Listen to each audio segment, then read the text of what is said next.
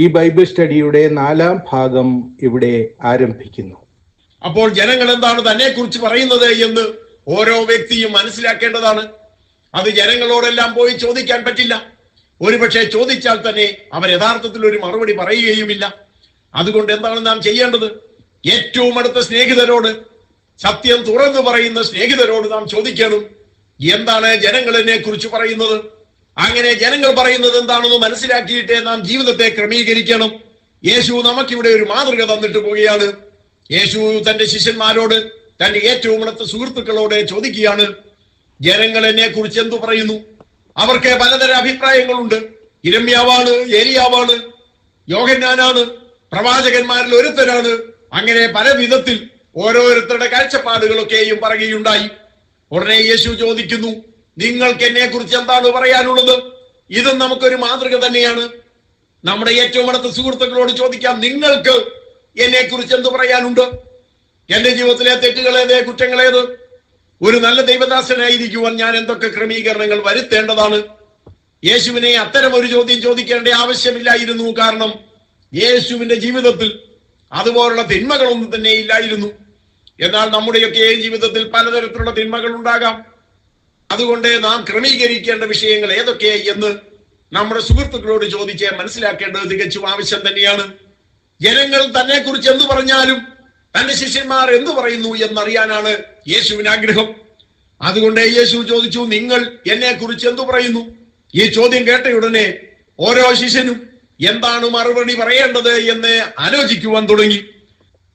അവർ ആലോചിച്ചും ചിന്തിച്ചും ഒക്കെ നിൽക്കുമ്പോൾ ഏറെ ആലോചനകളോ ചിന്തകളോ കൂടാതെ പത്രോസ് അതിന് മറുപടി ചാടിക്കേറി അങ്ങ് പറയുകയാണ്. പത്രോസിന് അങ്ങനെ ഒരു പ്രത്യേകതയുണ്ട്. എന്തിനും എടുത്തു ചാടും. യേശുവാണ് വരുന്നതെന്ന് കണ്ടപ്പോൾ പടകിൽ നിന്ന് വെള്ളത്തിലേക്ക് എടുത്തിയാടിയ ആളാണ് പത്രോസ്. അതുപോലെ എന്തു കണ്ടാലും ചാടിക്കേറി വിളിച്ചു പറയുന്ന, എന്തും പെട്ടെന്ന് പ്രവർത്തിക്കുന്ന ഒരു സ്വഭാവവും പത്രോസിനുണ്ട്. അതത്ര നല്ല സ്വഭാവമാണെന്ന് ആരും പറയുമെന്ന് തോന്നുന്നില്ല. പക്ഷേ ഒരു കാര്യം നാം ശ്രദ്ധിക്കുക, അല്പം എടുത്തുചാട്ടക്കാരനാണെങ്കിലും 12 അപ്പോസ്തലന്മാരിൽ ഏറ്റവും അധികം കർത്താവിന് വേണ്ടി പ്രയോജനപ്പെട്ടത് പത്രോസാണ്. അങ്ങനെ എടുത്തുചാട്ടം കൊണ്ട് പത്രോസിന്റെ ജീവിതത്തിൽ കുറെ ഗുണങ്ങൾ ഉണ്ടായിട്ടുണ്ട്, ഒട്ടേറെ ദോഷങ്ങളും ഉണ്ടായിട്ടുണ്ട്. എങ്കിലും കർത്താവിന് വേണ്ടി എന്തെങ്കിലുമൊക്കെ ചെയ്യണമെന്നുള്ള ആഗ്രഹമുണ്ടല്ലോ, അത് നല്ല കാര്യം തന്നെയാണ്. മറ്റുള്ള ശിഷ്യന്മാർ യേശുവിനെ കുറിച്ച് എന്തു പറയണമെന്ന് ആലോചിച്ചു കൊണ്ട് നിൽക്കുമ്പോൾ പത്രോസ് ഏറെയൊന്നും ആലോചിക്കാതെ തന്നെ മറുപടി പറയുന്നു, നീ ജീവനുള്ള ദൈവത്തിന്റെ പുത്രനായ ക്രിസ്തുവാണ്. നമുക്ക് ആ വാചകത്തിന്റെ ശരിയായ അർത്ഥം മനസ്സിലാക്കുവാൻ കഴിയുകയില്ല. എന്നാൽ യഹൂദന്മാർക്ക് ആ വാചകത്തിന്റെ ഗൗരവം മനസ്സിലാകും. ജീവനുള്ള ദൈവത്തിന്റെ പുത്രനായ ക്രിസ്തു എന്ന് പറഞ്ഞാൽ മിശിഹ എന്നാണ് അർത്ഥം. യഹൂദന്മാരുടെ രാജാവായി പിറന്നവനാണ്.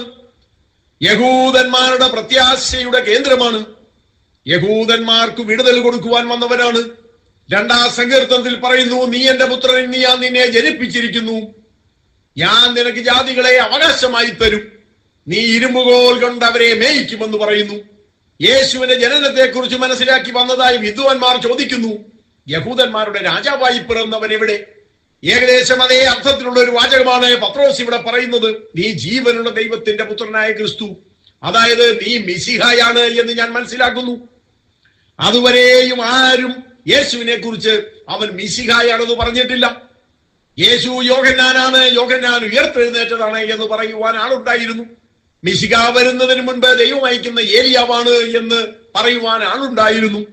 അതുപോലെ മിശിഹായ്ക്ക് മുമ്പ് ആ പെട്ടകമൊക്കെ കണ്ടെടുത്ത് എല്ലാം യഥാസ്ഥാനപ്പെടുത്തുവാനായി കടന്നു വന്ന യിരെമ്യാവാണ് ഇത് എന്ന് പറയുവാൻ ആളുണ്ടായിരുന്നു. യേശു ഒരു പ്രവാചകനാണ് എന്ന് പറയുവാനും ഏറെ ആൾക്കാരുണ്ടായിരുന്നു. എന്നാൽ യേശു മിശിഹായാണെന്ന് പറയുവാൻ, യേശു ജീവനുള്ള ദൈവത്തിന്റെ പുത്രനാണ് എന്ന് മനസ്സിലാക്കുവാൻ പത്രോസിന് മാത്രമേ കഴിഞ്ഞുള്ളൂ. നമുക്ക് തോന്നും പത്രോസ് ഇത് സ്വന്തം കഴിവ് കൊണ്ട് മനസ്സിലാക്കിയതാണ് എന്ന്. അങ്ങനെയല്ല എന്ന വസ്തുത നാം അറിഞ്ഞിരിക്കണം. യേശു ഇവിടെ പറയുന്നു, ബേറിയോന ശീമോനെ, അതായത് യോഹന്നാന്റെ മകനായ ശീമോനെ, നീ ഭാഗ്യവാൻ. കാരണം ജഡരക്തങ്ങളല്ല, അതായത് ഏതെങ്കിലും ഒരു മനുഷ്യനല്ല, മാനുഷികമായ അറിവല്ല, നിനക്ക് കിട്ടിയിരിക്കുന്നത് ദൈവികമായ വെളിപ്പാടാണ്. ജഡരക്തങ്ങളല്ല, സ്വർഗസ്ഥനായ എന്റെ പിതാവത്രേ നിനക്കിത് വെളിപ്പെടുത്തിയത്. ഈ വെളിപ്പാട് എന്ന് പറയുമ്പോൾ നാം ഒരു കാര്യം മനസ്സിലാക്കണം. നാം വളരെ ആലോചിച്ചെന്തെങ്കിലും ഒരു കാര്യം കണ്ടുപിടിക്കുന്നതല്ല ആ വെളിപ്പാട്. നമ്മുടെ പ്രത്യേകിച്ച് ഒരു പ്രയത്നവും കൂടാതെ ദൈവീക ഇടപെടലിനാൽ മാത്രം നമുക്ക് മനസ്സിലായി വരുന്ന കാര്യമാണ് വെളിപ്പാട് എന്ന് പറയുന്നത്. യോഹന്നാൻ പത്മോസിലായിരിക്കുമ്പോൾ വെളിപ്പാട് കണ്ടു. കുറച്ച് വെളിപ്പാട് കണ്ടേക്കാമെന്ന് കരുതി യോഹന്നാൻ തയ്യാറായിരുന്ന് കാണുകയല്ല ചെയ്തത്. തികച്ചും യാദൃച്ഛികമായിയാണ് യോഹന്നാൻ വെളിപ്പാട് കണ്ടത്. അതുപോലെ പത്രോസ് യേശു ആരാണെന്ന് മനസ്സിലാക്കിയേക്കാമെന്ന് കരുതി വളരെ ആലോചിച്ച് കണ്ടുപിടിച്ച കാര്യമല്ല ഇത്. പത്രോസിന് പെട്ടെന്ന് ദൈവം മനസ്സിലാക്കി കൊടുത്തു. പിതാവായ ദൈവം പത്രോസിന് വെളിപ്പെടുത്തി കൊടുത്തു യേശു ജീവനുള്ള ദൈവത്തിന്റെ പുത്രനാണ് എന്ന്. അങ്ങനെ യേശുവിനെ ജീവനുള്ള ദൈവത്തിന്റെ പുത്രൻ എന്ന് മനസ്സിലാക്കണമെങ്കിൽ ദൈവിക വെളിപ്പാട് പ്രാപിച്ചെങ്കിൽ മാത്രമേ സാധ്യമാകുകയുള്ളൂ.